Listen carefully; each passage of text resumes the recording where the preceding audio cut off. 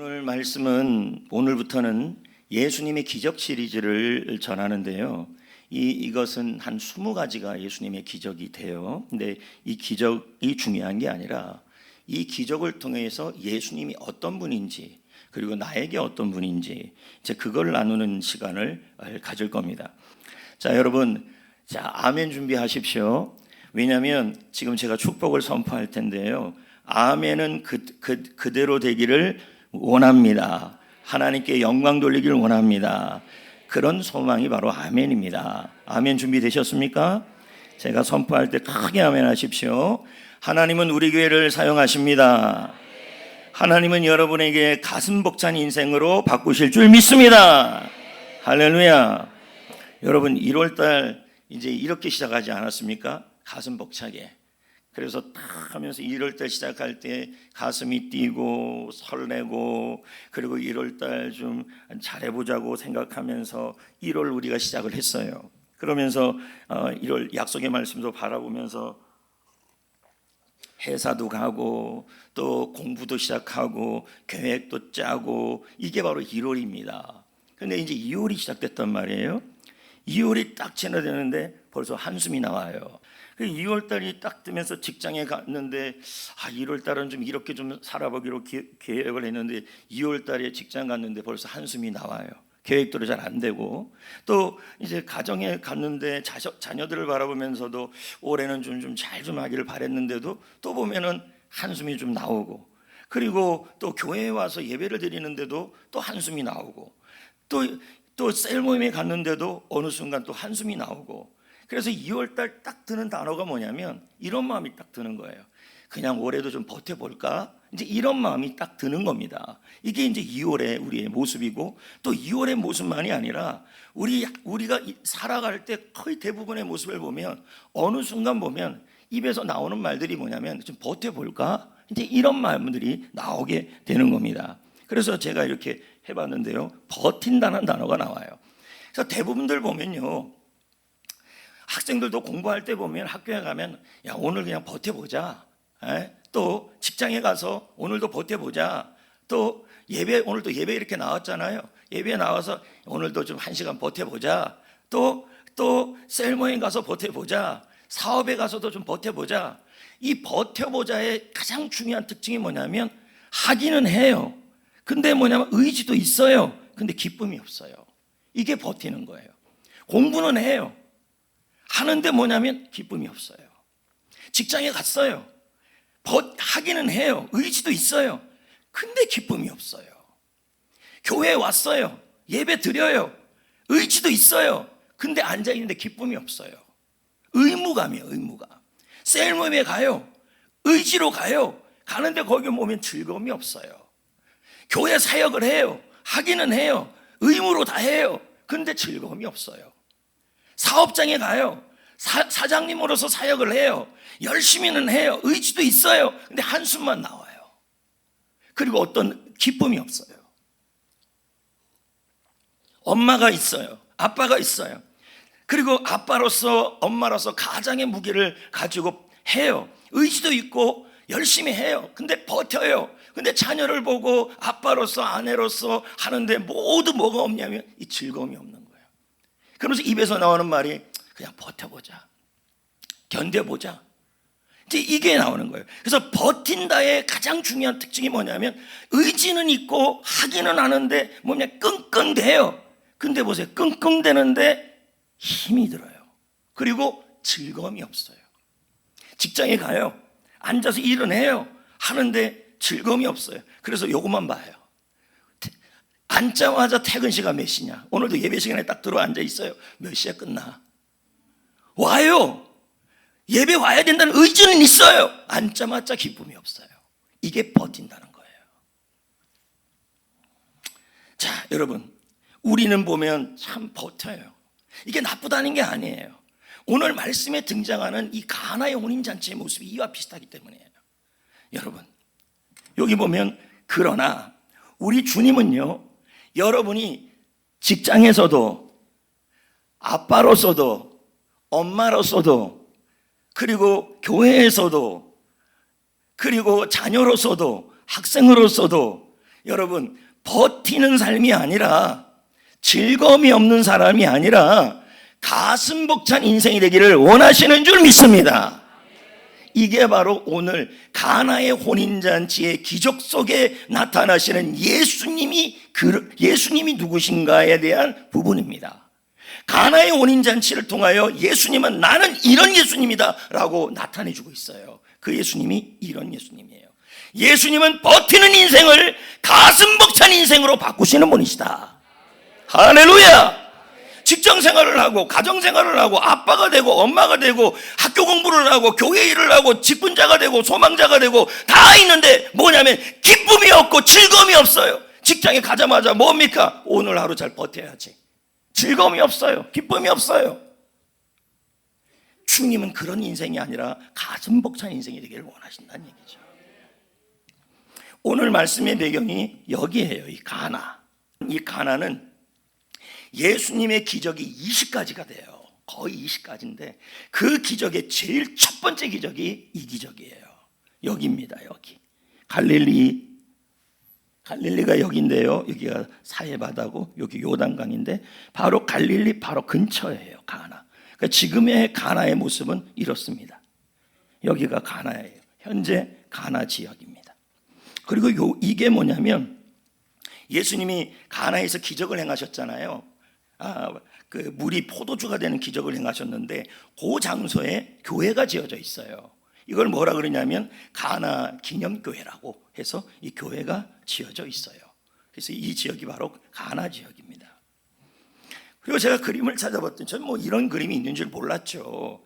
했더니 아마 있을 거라고 생각을 했어요. 가나의 혼인잔치에 대하여 유명한 화가가 그림을 하나 그렸을 것이다 했더니 루브르 박물관에 가나의 혼인잔치 그림이 있는데 이 그림을 그린 사람이 베로네세래요. 이게 루브르 박물관에 있대요.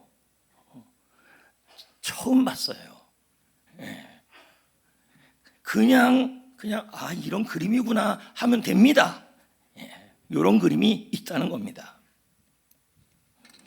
근데 여기서 하나 기억해야 될 게 있어요. 하나 제가 꼭 짚고 넘어가야 될 게 있는데 성경 시대의 이 포도주는 술이 아니라는 거예요.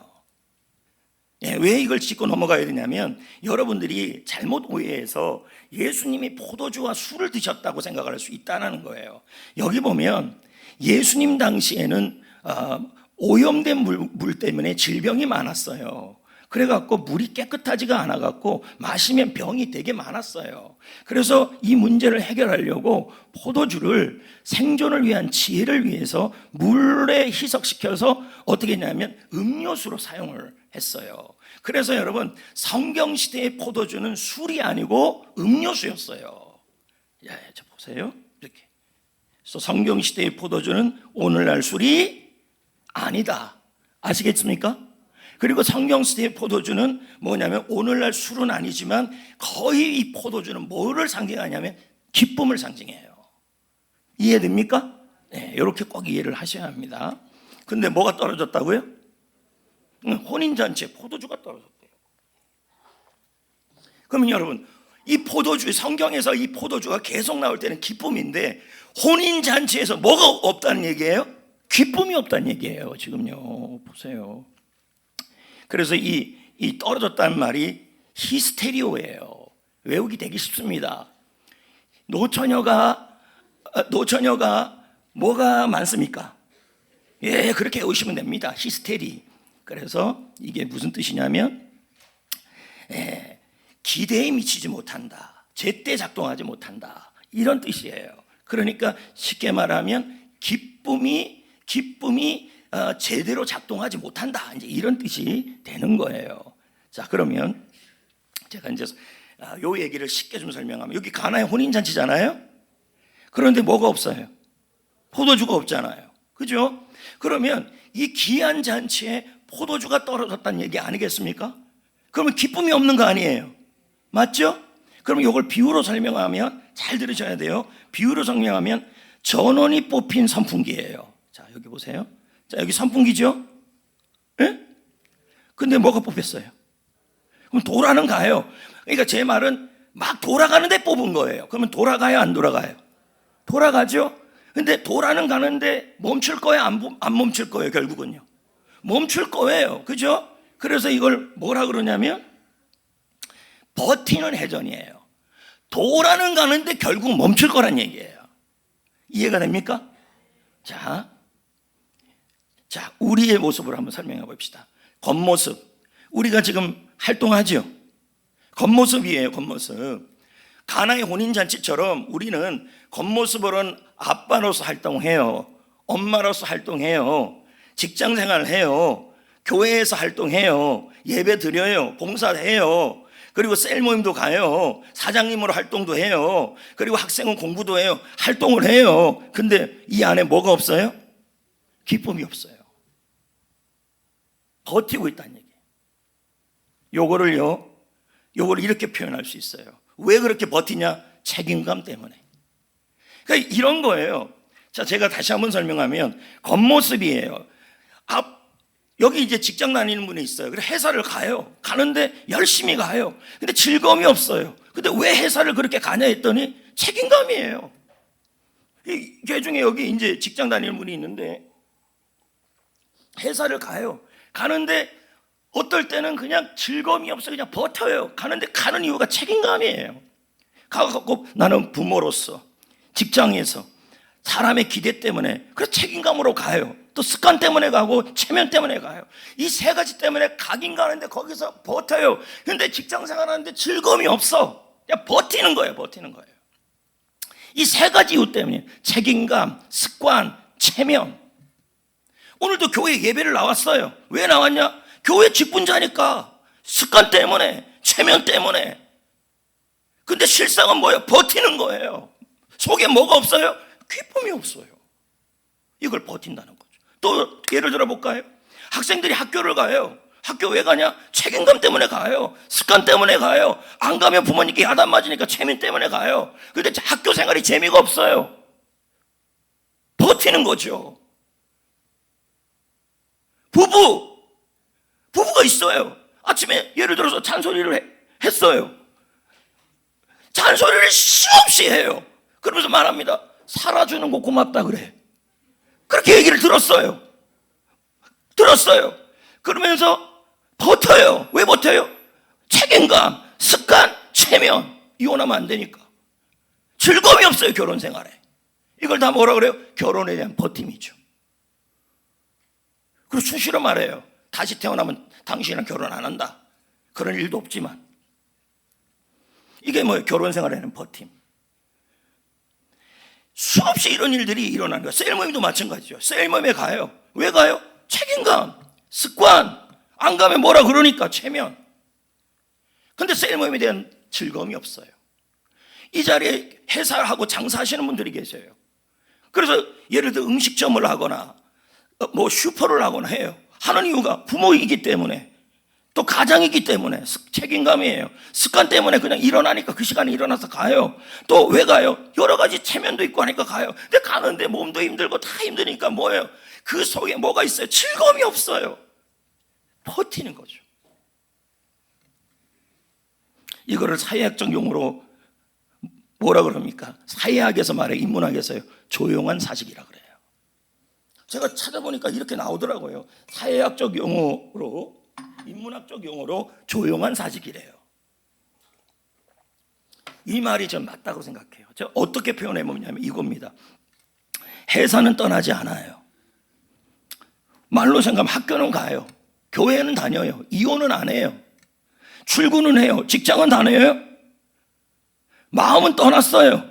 해고 안 달 만큼만 일해요. 열정과 에너지는 이미 사표냈어요. 이걸 뭐라 그래요? 조용한 사직이에요. 그 직장에 가자마자 뭡니까? 지학장에 가자마자 딱 앉아서 딱 시계 봐요. 몇 시에 퇴근하지? 이미 조용한 사직을 한 거예요. 뭡니까? 열정과 에너지는 이미 사표를 낸 거죠. 이걸 사회학에서, 인문학에서 조용한 사직이라고 얘기를 하더라고요.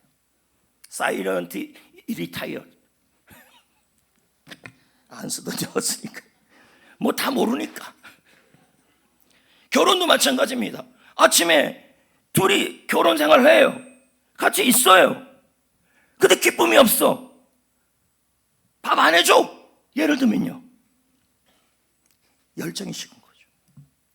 조용한 사직. 직장 생활을 갔어요. 직장 생활 딱 가가지고 직장 생활을 딱 갔는데 출근을 했어요. 회사는 떠나지 않아요. 그런데 뭐예요? 사장님 눈치만 딱 봐요. 체면 때문에 사장님 보면은 좀 하고 사장님이 안 보면 안 하고. 이걸 뭐라 그래요? 이미 뭐합니까? 마음은 그만둔 상태. 버티는 회사 생활이에요. 이걸 조용한 사직이라 그러죠. 가나의 혼인잔치가 한번 비교해 볼까요? 잔치는 계속되고 있어요. 사람들은 앉아 있어요. 음악 소리는 들려요. 아무 문제는 없어요. 근데 포도주가 없어요. 즐거움이 없다는 거예요. 이걸 뭐라 그래요? 버티는 삶이에요. 우리 주님은 여러분이 버티는 삶이 아니라 즐거움이 들어있는 가슴 벅찬 삶이 되기를 원하시는 분이십니다. 할렐루야! 아멘. 우리가 왜 버티는 삶을 살아야 할까요? 주님은 그렇지가 않아요. 여러분, 우리 삶의 가장 큰 기적은 버티는 삶이 아니라 가슴 벅찬 삶을 살아가는 것이 행복인 줄 믿습니다. 다음 거 잠깐 보여줄까요? 보세요. 직장 생활 하잖아요. 맞죠? 예배도 드리고 오늘 예배 드리러 왔잖아요. 근데 예배 드릴 때 앉자마자 뭐 하냐면 갈 생각부터 하는 사람들이 있어요. 기쁨이 없는 거죠. 의무감에 앉아 있는 거죠. 이걸 뭐라 그래요? 의무감에 앉아있는 조용한 사직이죠. 벌써 마음속에 가정, 사회생활. 그래갖고 뭐합니까? 전원은 꺼져 있고 뭐예요? 버티는 거죠. 즐거움이 없는 거예요. 에? 보세요. 기쁨이 없어요. 어디에서요? 제가 보여드릴게요. 직장에서도 예배 드릴 때 가정, 교육교 생활 다 뭡니까? 기쁨이 없죠. 이걸 뭐라 그래요? 버틴다. 오늘 이 자리에 버티는 게 나쁘다는 게 아니죠. 왜요? 버티는 그 자리에 예수님이 오셨잖아요. 저도 버텨요. 버틸 때 있어요. 목회하면서 겨우겨우 버틸 때 있어요. 기쁨이 없을 때가 왜 없겠어요? 이해합니다. 여러분도 버티잖아요. 결혼 생활도 버티고 직장 생활도 버티고 학생들도 공부할 때도 버티고 또 여러분 교회 생활도 버티고 또 회사 생활도 버티고 다 버틸 때가 있어요. 이럴 때가 있다는 거예요.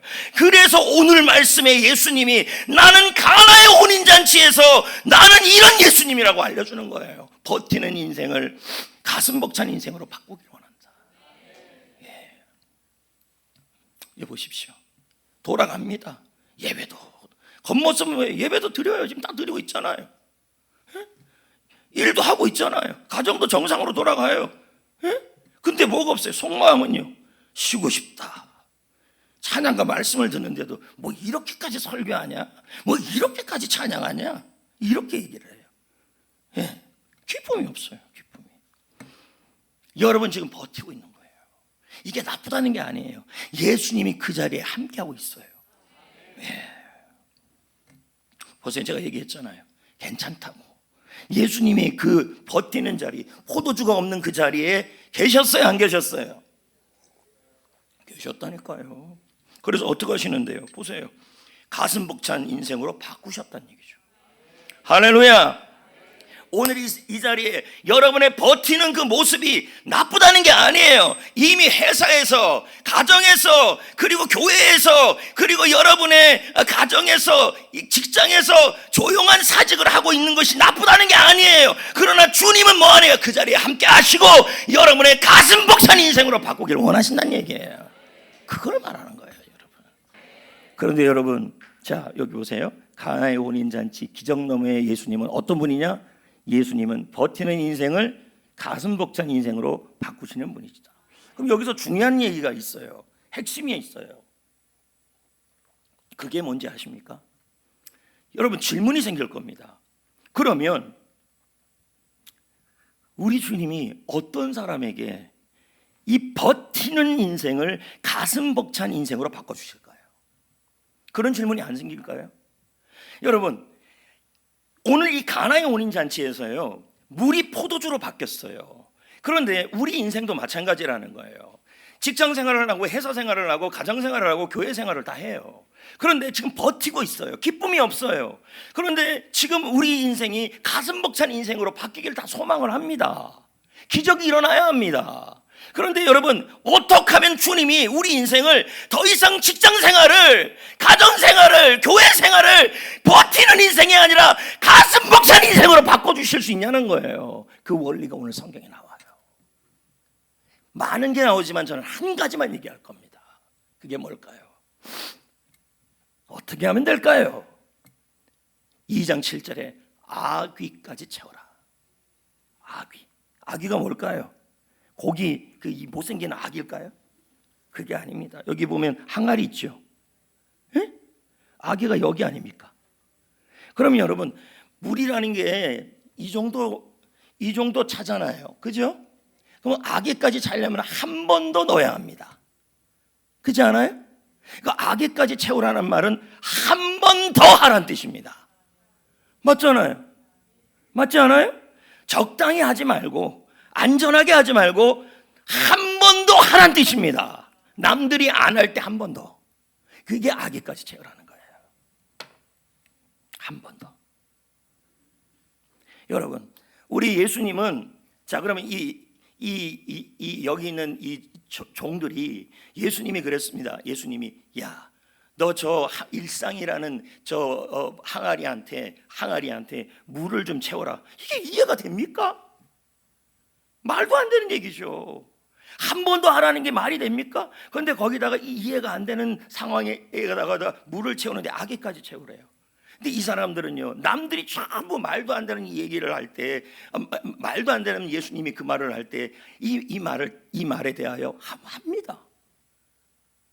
말도 안 되는 얘기인데도 한 번 더 합니다. 이 한 번 더가 기적을 이룹니다. 자, 볼까요? 여러분, 나아만에게 엘리사가 7번 요단강에 들어가면 병이 낫는다 그랬습니다. 6번이 아니라 한 번 더였어요. 이해가 되는 말입니까?